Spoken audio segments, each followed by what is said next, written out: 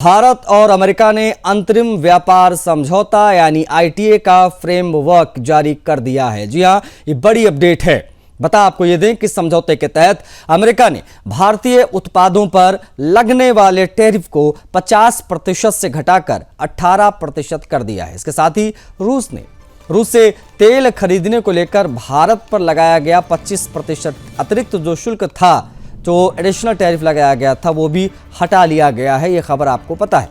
दोनों देशों ने संयुक्त बयान साझा किया है, यानी अमेरिका और भारत ने संयुक्त बयान में कहा है कि इस फ्रेमवर्क को जल्द लागू भी हम कर देंगे। इसके आधार पर व्यापक द्विपक्षीय व्यापार समझौता यानी बायलैटरल ट्रेड एग्रीमेंट BTA की दिशा में बातचीत आगे बढ़ाई जाएगी। ये फ्रेमवर्क 13 फरवरी 2025 को शुरू हुई भारत अमेरिका व्यापार वार्ता को नई गति देगा। समझौते के तहत बाजार पहुंच बढ़ाने, सप्लाई चेन मजबूत करने और व्यापारिक बाधाएं जो आती हैं, जो ट्रेड बैरियर्स जिनको कहा जाता है, उनको कम करने पर विशेष जोर दिया गया है। भारत ने अमेरिकी औद्योगिक उत्पादों पर टैरिफ खत्म या कम करने पर सहमति जताई है, जबकि अमेरिका भारतीय निर्यात पर शुल्क में बड़ी कटौती करेगा। केंद्रीय वाणिज्य मंत्री पीयूष गोयल ने कहा कि यह समझौता भारतीय निर्यातकों के लिए करीब 30 ट्रिलियन डॉलर, लगभग 27 लाख करोड़ रुपए की अमेरिकी बाजार को खोल देगा। उन्होंने दावा किया, बताया कि MSME लघु सूक्ष्म उद्योग सेक्टर जो है, किसान मछुआरों का जो सेक्टर है, महिलाएं और युवा उद्यमी इसके सबसे बड़े लाभार्थी होंगे। समझौते के तहत भारतीय वस्तुओं पर अमेरिकी टैरिफ घटकर 18% रह जाएगा। जेनेरिक दवाएं, रत्न, हीरे और विमान पार्ट्स पर 0 टैरिफ लागू होगा। इस जो डील में तमाम चीजें वो हम आपको बता रहे हैं। इसके अलावा टेक्सटाइल, चमड़ा, फुटवेयर, प्लास्टिक, रबर उत्पाद, होम डेकोर, हस्तशिल्प, मशीनरी, केमिकल्स के निर्यात को बढ़ावा मिलेगा। भारतीय जेनेरिक दवाओं को अमेरिकी बाजार में बेहतर शर्तों पर अनुमति प्रवेश की मिलेगी। कुछ ऑटो पार्ट्स को अमेरिका में विशेष टैरिफ कोटा के तहत छूट मिलेगी। सरकार के मुताबिक इससे लाखों नए रोजगार पैदा होंगे और भारत का निर्यात एक्सपोर्ट तेजी से बढ़ेगा। भारत ने अगले 5 वर्षों में अमेरिका से कुल 500 अरब डॉलर के उत्पाद खरीदने पर सहमति जताई है। इनमें शामिल क्या क्या है वो आपको बता देते हैं। इनमें शामिल है ऊर्जा उत्पाद, इनमें शामिल है विमान और विमान के पुर्जे, कीमती धातुएं, टेक्नोलॉजी उत्पाद, कुकिंग कोल। इससे भारत अमेरिका व्यापार संतुलन मजबूत होगा और रणनीतिक साझेदारी को नई गति मिलेगी, मजबूती मिलेगी। भारत ने अमेरिका की कई पुरानी मांगों पर सहमति जताई है, जिनमें मेडिकल डिवाइस, ICT उत्पादों और तकनीक मानकों से जुड़ी बाधाओं को कम करना भी शामिल है।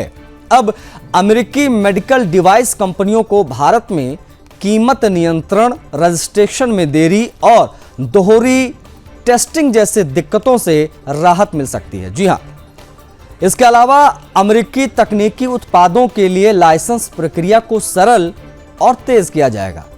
भारत ने यह भी सहमति दी है कि समझौते के 6 महीने के भीतर कुछ चुनिंदा क्षेत्रों में अमेरिकी मानकों और टेस्टिंग को स्वीकार करने पर विचार किया जाएगा।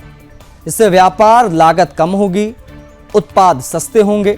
सरकार ने साफ किया है कि समझौते में भारत ने अपने कृषि और डेयरी सेक्टर को पूरी तरह सुरक्षित रखा है, जिसको लेकर तमाम हंगामा भी आपने अभी सदन में देखा। एनीवेज, पीयूष गोयल के मुताबिक मक्का, गेहूं, चावल, सोया, पोल्ट्री, दूध, पनीर, एथनॉल, तंबाकू, कुछ सब्जियां और मांस जैसे उत्पादों पर अमेरिका को कोई टैरिफ रियायत नहीं दी गई है। यह फैसला किसानों की आय, खाद्य सुरक्षा और ग्रामीण अर्थव्यवस्था को ध्यान में रखते हुए लिया गया। हालांकि कुछ अमेरिकी कृषि उत्पाद जैसे जो ड्राई फ्रूट्स हैं या प्रोसेस्ड फल हैं, सोयाबीन है, रेड सोरघम, वाइन और स्प्रिट पर आयात शुल्क घटाने या खत्म करने पर सहमति बनी है। भारत अमेरिका अंतरिम व्यापार समझौता रणनीतिक, आर्थिक और भू राजनीतिक दृष्टि से भारत के लिए एक बड़ी उपलब्धि के तौर पर देखा जा रहा है। इससे भारतीय निर्यात को नए विस्तार मिलेंगे, रोजगार बढ़ेंगे, दोनों देशों के रिश्ते मजबूत होंगे। हालांकि सरकार के सामने चुनौती रहेगी कि घरेलू उद्योग, किसान और छोटे व्यापारियों के हितों की रक्षा करते हुए समझौते को संतुलित किया जाए। भारत अमेरिकी डील से क्या नुकसान हो सकता है, इसकी भी बात होगी। हालांकि समझौता भारत के लिए बड़े अवसर खोलेगा, इसमें कोई दो राय नहीं है।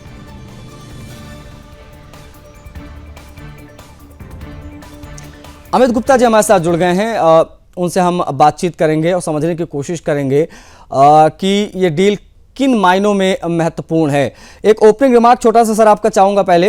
अमित जी, किस प्रकार से देख रहे हैं इस ट्रेड डील को आप, क्योंकि इस पर पॉलिटिक्स तो बड़े पैमाने पर हो रही है, लेकिन हम अगर विकसित भारत के विजन को देखें, और अभी हमने मदर ऑफ डील्स तमाम चीज़ें देखी हाल फिलहाल के दिनों में, और यूएस का ये जो पूरा डील जो था वो लटका हुआ था, अब फाइनली इसको रूपरेखा जो है इसकी सामने आ चुकी है, इसका पूरा फ्रेमवर्क सामने आ गया है। किस प्रकार से आप देख रहे हैं सर?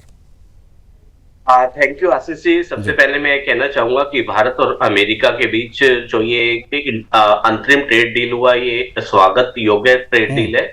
और मैं यह भी बताना चाहूंगा कि यह कोई अंतिम फ्री ट्रेड एग्रीमेंट नहीं है, बल्कि आगे होने वाले पूर्ण फ्री ट्रेड एग्रीमेंट का एक बेस होगा। इस ट्रेड डील का मेन ऑब्जेक्टिव है कि जो दोनों कंट्री के बीच बिजनेस है उसको इजी करना, टैरिफ को कम करना और आपसी व्यापार को बढ़ाना है। हमें यह भी देखना चाहिए कि ये ट्रेड डील की जरूरत क्यों पड़ी, अंतरिम ट्रेड डील की रिक्वायरमेंट क्यों हुई। जैसा कि आपको पता है कि ट्रंप प्रशासन ने इंडिया के गुड्स के ऊपर 50% टैरिफ लगाया। स्टार्टिंग में उन्होंने 25% टैरिफ इंपोज किया, और जब इंडिया का रसिया के साथ ऑयल का इंपोर्ट कंटिन्यू रहा तो 25% एडिशनल उसके ऊपर टैरिफ लगा दिया गया।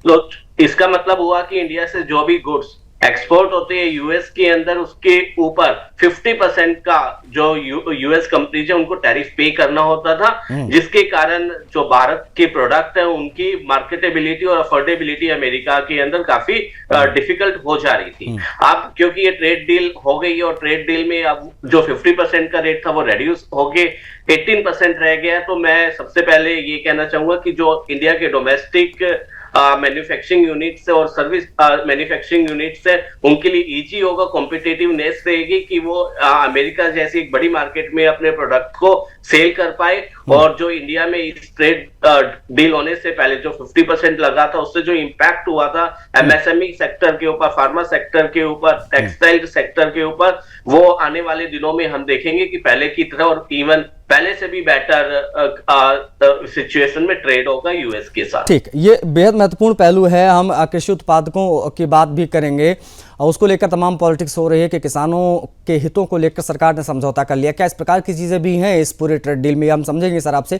ट्रेड डील हुआ है, हम आज उसी की बात कर रहे हैं। उसको बारीकी से समझने के लिए हमने आज एक गेस्ट को भी इन्वाइट किया है। हमारे साथ अमित जी मौजूद हैं, जो सीए हैं, जो बेहतर तरीके से इस पूरे ट्रेड डील को देख रहे हैं, समझ रहे हैं। उनसे हम तमाम बातचीत कर रहे हैं। देखिए, सरकार ने साफ किया कि समझौते में भारत ने अपने कृषि और डेयरी सेक्टर को पूरी तरीके से सुरक्षित रखा है। किस प्रकार से सर इसे देखा जाए अमित जी? कृषि और डेयरी जिस पर डिपेंडेंट है पूरा भारत, कृषि विशेष तौर पर सेक्टर है, इसको लेकर तमाम बातें, जब ये ट्रेड डील अटकी थी, उसके पीछे यही बहुत बड़ी वजह बताई गई थी, कृषि सेक्टर। उसको लेकर तमाम दावे हम पॉलिटिकल पार्टीज की तरफ से देख रहे हैं, लेकिन एजेंसी आप किस प्रकार से देखते हैं, और कौन कौन से ऐसी चीजें हैं जिसको लेकर अब भारत सरकार अब ये आश्वासन दे रही है लोगों को कि ये सेक्टर पूरी तरीके से सुरक्षित है?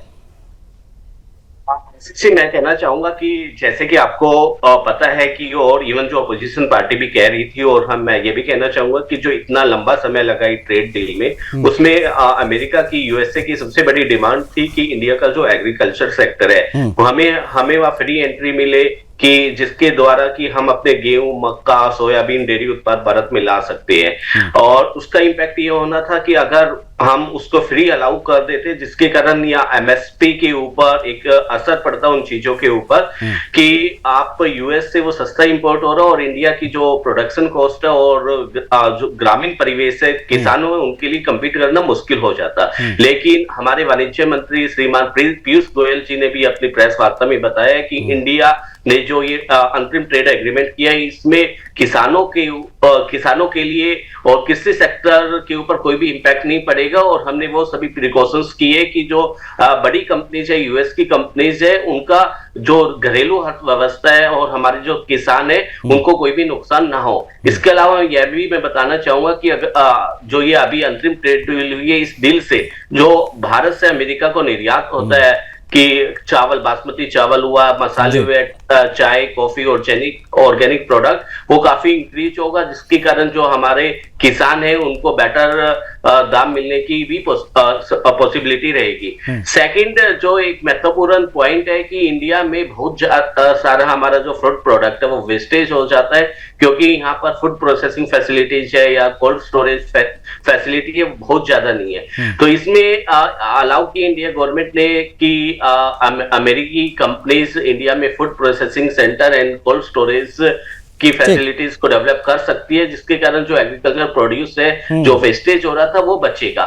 इसके अलावा जो न्यू टेक्नोलॉजी है इन टर्म्स ऑफ अगर हम बातें करें कि मशीनरी, एग्रीकल्चर इक्विपमेंट्स है और बीजों की हम बात करें, तो वो सब इंडिया में एक बेटर क्वालिटी के उपलब्ध होंगे। जो अभी पॉलिटिकल पार्टीज को जो कंसर्न है कि अगर आपने ये सब चीजें अमेरिका को ओपन कर दिया कि इंडिया में आके वो सब चीजें करे और फ्री उनको फ्लो दे दिया कि आप कोई भी अपना प्रोड्यूस लेके आइएगा, तो उससे कारण यहाँ के जो किसान है उनके ऊपर इम्पैक्ट होगा। लेकिन सरकार का आश्वासन है कि ऐसा कोई एक बात तो सर तय है कि ये समझौता भारत के लिए बड़े अवसर खोलने जा रहा है। यहाँ भारत ने समझौता नहीं किया है और अड़ा रहा है अपनी शर्तों पर, उसके बाद फाइनली जाकर ये समझौता हुआ है।